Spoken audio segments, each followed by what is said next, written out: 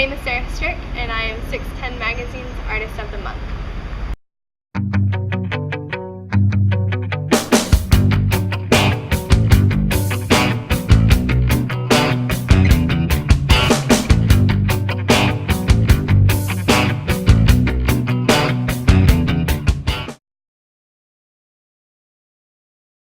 When I was in my junior year, I took a journalism class, and I was always taking photos for the stories I worked on, and my teachers were really, really supportive and were really encouraging, and the more they encouraged me about it, the more I realized that it was something I could actually probably make a career out of. Like I said, in high school, taking that journalism class, I never took darkroom photography until I got to Texas State, but there's just something about telling someone's story, I feel, that really, drives my photography. If there isn't a story to tell, then it's not really something I'm interested in. And it can be something really specific about a person, or it could be a very, a very general idea, such as, spirituality or, consumerism, etc. There just has to, if there's not a meaning behind it, then it doesn't really interest me. So I think that's why my style tends to be more documentary, and why journalism is so, such a passion of mine. Not to mention, you get to meet so many amazing people, and, your job's not the same every day. It's something different every day because you tell a new story. So. I was actually shooting for another project for a class, and I ended up stumbling on that school for a completely different reason. And when I found it, it was just instant,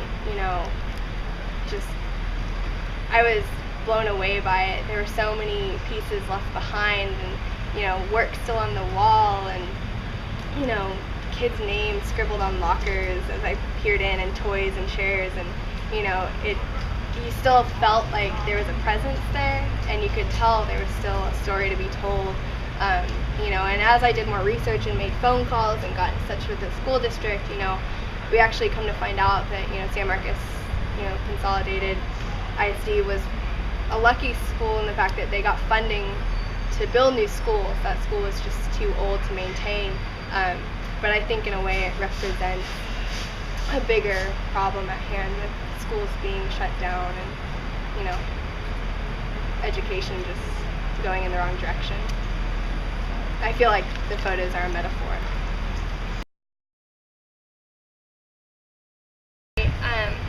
I haven't really had much opportunity with classes as far as exploring, projects that I can extend for a long amount of time. But the experience with this one, as far as, I got to use a little bit of my journalism experience, I suppose, by, getting in touch with the right people, making phone calls, getting information, and that was pretty easy to acquire. So I'm hoping it's something I can extend, maybe more into the Austin area, Central Texas, see what I can find. Like I said, finding that school and finding that story was kind of by chance, so I guess we'll just have to see what happens.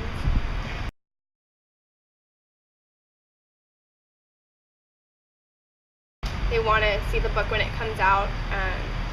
I just hope they appreciate the angle I took with it.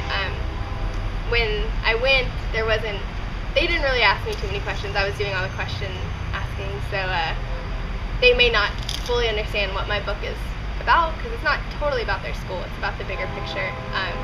But I hope they just appreciate, what I used the visual of their school for in the long run. So we'll see. Hopefully they like it.